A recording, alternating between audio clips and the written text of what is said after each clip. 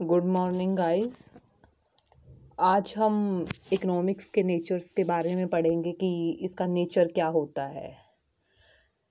देखिए, इकोनॉमिक्स को हम क्या समझें, साइंस समझें, एक आर्ट समझें या दोनों, इसका कंक्लूजन हम लास्ट में निकालेंगे कि इकोनॉमिक्स साइंस है या आर्ट है। देखिए, अगर हम साइंस की बात करें, सबसे पहले हमको साइंस के मीनिंग के बारे में जानना होगा कि साइंस होता क्या है। किसी नियम के क्रमबद्ध ज्ञान को विज्ञान कहा जाता है। कोई भी रूल है, अगर हम उसकी नॉलेज को सीक्वेंस में एनालिसिस करते हैं, उसकी स्टडी करते हैं और उसकी स्टडी के बाद जो कारण और परिणाम निकलते हैं, उनके संबंध को ही साइंस कहा जाता है। देखिए, साइंस में कारण और परिणाम दोनों मैटर करते हैं। कारण होगा तभी कुछ घटित होगा, कुछ घटित होगा तो उसके रिजल्ट्स निकलेंगे। अगर हम साइंस की फीचर्स की बात करें, द फीचर्स ऑफ साइंस यानी विज्ञान की विशेषताएं, तो फर्स्ट है तथ्यों का एकीकरण, यानी कलेक्शन ऑफ फैक्ट्स। देखिए, साइंस में सबसे पहले जो फैक्ट होते हैं उनको कलेक्ट किया जाता है। फैक्ट को कलेक्ट किया जाएगा, फिर बाद में फैक्टर्स को कलेक्ट करके उसके बाद उनके रिजल्ट्स निकाले जाते हैं। फॉर एग्जाम्पल, अगर हम मानसून का देखें तो पहले मौसम विभाग क्या करता है, डेटा कलेक्ट करता है कि मानसून किस तारीख को आएगा, सबसे पहले किस राज्य में आएगा, किस समय वापस जाएगा, आएगा या नहीं आएगा। कई बार होता है ना कि मानसून लेट हो गया, मानसून जल्दी आ गया, या किसी मौसमी घटना के कारण मानसून नहीं आ पा रहा है।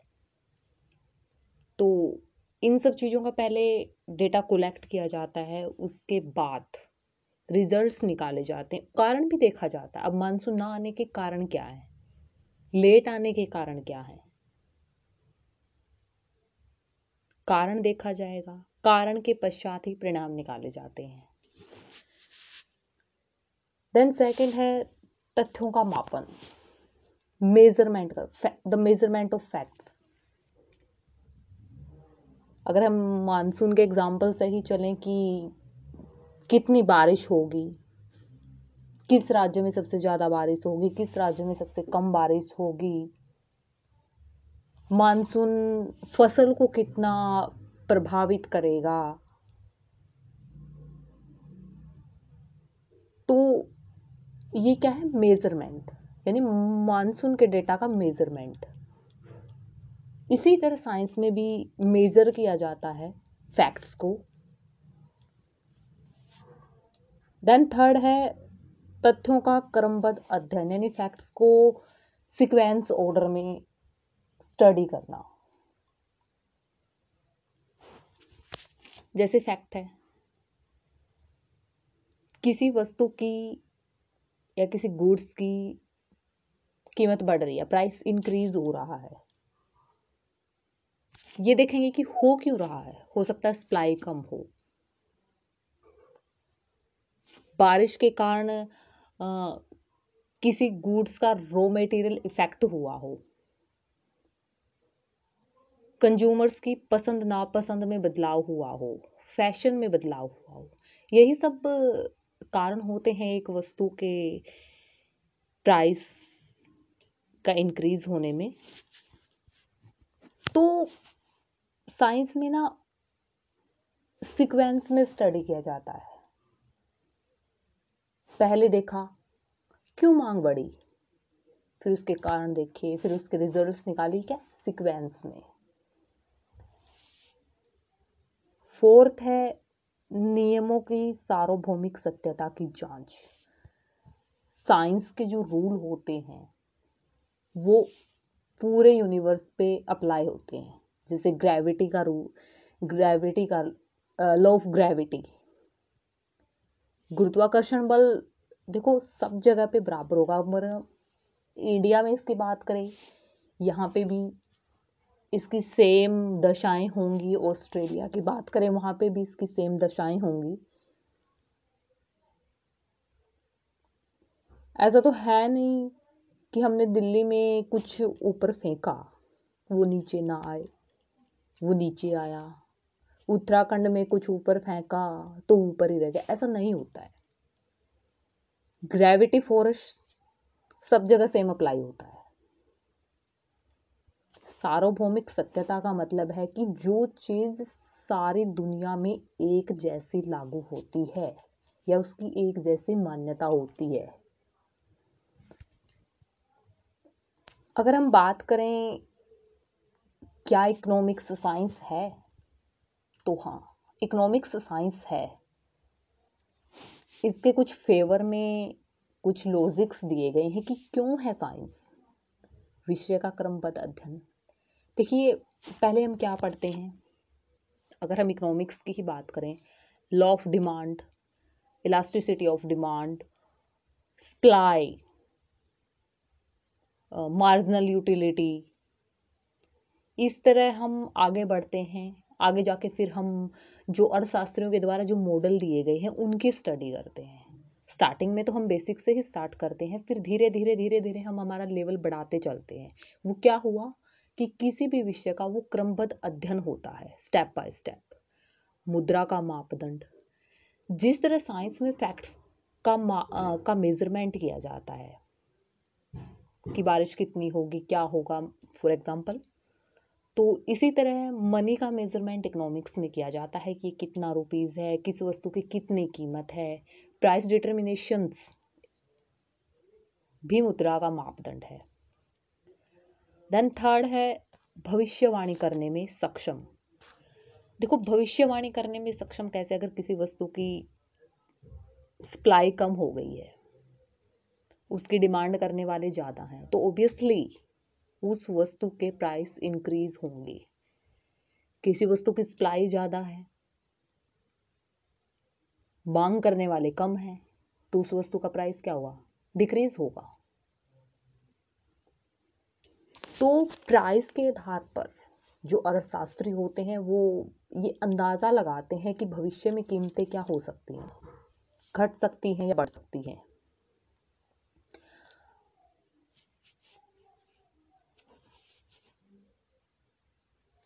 एक इकोनॉमिक सार्वभौमिक सत्यता की जांच करता है। जो मार्जिनल यूटिलिटी लॉ है वो सब जगह सेम अप्लाई होता है। देन नेक्स्ट है, क्या इकोनॉमिक्स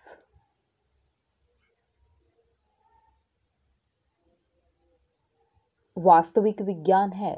वास्तविक विज्ञान में क्या होता है कि क्या है, व्हाट इज, क्या है। वास्तविक विज्ञान में कारण और परिणाम ही दर्शाए जाते, जो रियल साइंस होता है। ठीक है। प्रोफेसर रॉबिन्स एक इकोनॉमिक्स थे जिन्होंने कहा था कि जो अर्थशास्त्र है वो चुनाव का परिणाम है। ये उनके डेफिनेशंस है। उन्होंने ये डेफिनेशंस इस आधार पर दी थी कि अर्थशास्त्र केवल वास्तविक विज्ञान है। लेकिन जैसे जैसे आगे इसकी स्टडी हुई, एनालिसिस हुआ, एक और कंसेप्ट हमारे सामने आया, क्या साइंस आदर्श विज्ञान है, व्हाट आउट टू बी, कि क्या होना चाहिए। इकोनॉमिक्स क्या कहता है कि क्या होना चाहिए। आदर्श विज्ञान या नॉर्मेटिव साइंस पब्लिक वेलफेयर के ऊपर ज़्यादा फोकस करता है। नॉर्मेटिव साइंस कहती है, आदर्श विज्ञान कहता है कि हर श्रमिक को उचित मजदूरी मिलनी चाहिए, हर रिस्की को प्रॉफिट मिलना चाहिए, बेरोजगारी में कमी होनी चाहिए, उचित कर नीति होनी चाहिए। उचित कर नीति होनी चाहिए कि कर इस प्रकार से लगाए जाएं कि पब्लिक वेलफेयर हो। जो टैक्स पे कर रहा है उसके पास टैक्स पे आफ्टर पेइंग टैक्स इतनी मनी बचनी चाहिए कि अपनी बुनियादी आवश्यकताओं की पूर्ति कर सके, वो खुश रह सके अपनी जिंदगी में। लेकिन जो वास्तविक विज्ञान होता है वो ऐसा नहीं करता। वो कारण और परिणाम देखता है, केवल कारण और परिणाम। आदर्श विज्ञान पब्लिक वेलफेयर देखता है कि ये होना चाहिए, हर श्रमिक को उचित मजदूरी मिले। हर श्रमिक को अगर उचित मजदूरी मिलेगी तो वो अधिकतम संतुष्टि प्राप्त कर पाएगा, अपने जीवन में खुश रह पाएगा, उसका लाइफ इंडेक्स इंक्रीज होगा। उचित लाभ, अगर अच्छा प्रॉफिट मिलेगा तो ज़्यादा से ज़्यादा इन्वेस्टमेंट होगी, प्लांट्स इस्टेब्लिश किए जाएंगे, ज़्यादा से ज़्यादा लोग रिस्क लेंगे, क्योंकि विदाउट रिस्क के प्रॉफिट होता ही नहीं है। रिस्क उठाना पड़े, प्रॉफिट गेन करने के लिए रिस्क उठाना पड़ेगा। बेरोजगारी में कमी हो, देखो बेरोजगारी में कमी होगी, जो देश का जो हैप्पी इंडेक्स है, लाइफ इंडेक्स है, उसमें सुधार होगा। बेरोजगारी में कमी आएगी, लोग संतुष्ट होंगे, लोगों के पास रोजगार के अवसर उपलब्ध होंगे, उनकी बुनियादी आवश्यकताओं की पूर्ति होगी, उनको एक अच्छा जीवन मिलेगा। अगर उचित कर नीति, अच्छी टैक्स पॉलिसी होनी चाहिए, टैक्सेशन पॉलिसी बहुत ही अच्छी होनी चाहिए। टैक्स पॉलिसी ऐसी नहीं होनी चाहिए कि लोग टैक्स को अपने ऊपर बोझ समझे, बल्कि टैक्स पॉलिसी ऐसी होनी चाहिए कि लोग उसको अपना फर्ज समझे, उसको अपने फर्ज से पे करें।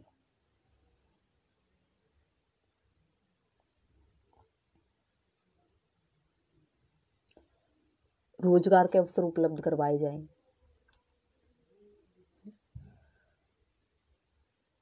कुशलता की परख की जानी चाहिए, स्किल्स को डेवलप किया जाना चाहिए। एजुकेशन सिस्टम में सुधार होना चाहिए। देन एजुकेशन सिस्टम में सुधार हो जाएगा तो फिर सब चीज़ों में अपने आप सुधार हो जाएगा।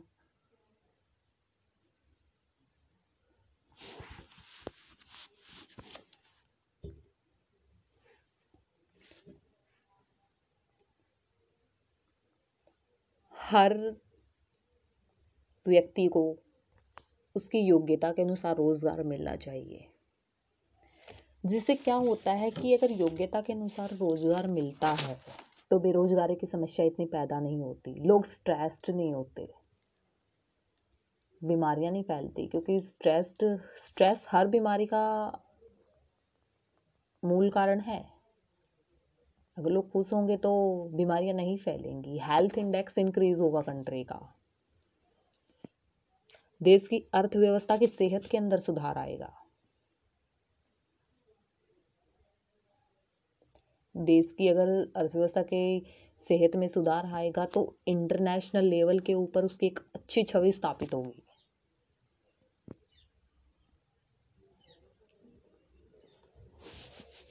अच्छी छवि स्थापित होगी देश की अर्थव्यवस्था की, तो इंटरनेशनल लेवल से उसके लिए ऑफर्स आएंगी, वेल डेवलप्ड कंट्री हाथ मिलाने को तैयार होंगे कि आप हमारे साथ ट्रेड कीजिए। ठीक है, अब बात आती है कि क्या इकोनॉमिक्स आर्ट है।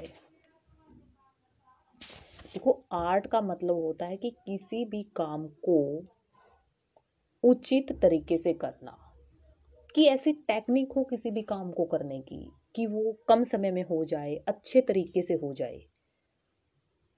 अगर बात किया जाए क्या अर्थशास्त्र कला है and economics is an art, तो इसका आंसर होगा yes, economics is an art.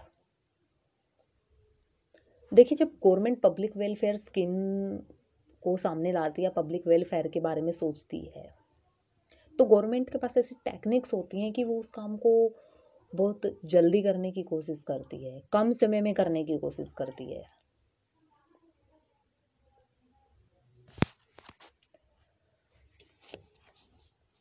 अब जैसे वित्त मंत्री को देखिए, जो हमारा वित्त मंत्री होता है,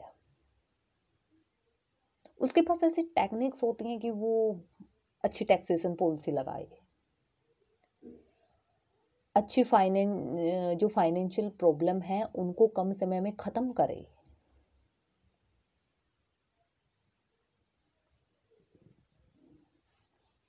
तो इस टॉपिक का कंक्लूजन यही निकलता है,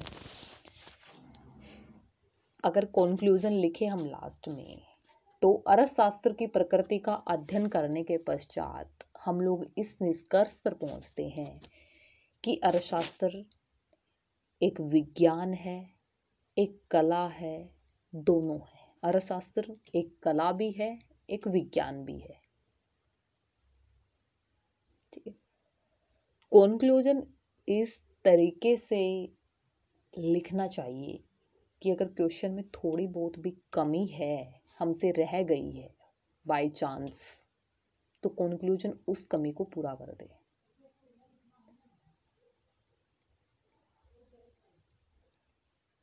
ठीक है। तो ओके गाइस, आज के लिए इतना ही। Please subscribe this channels and take care.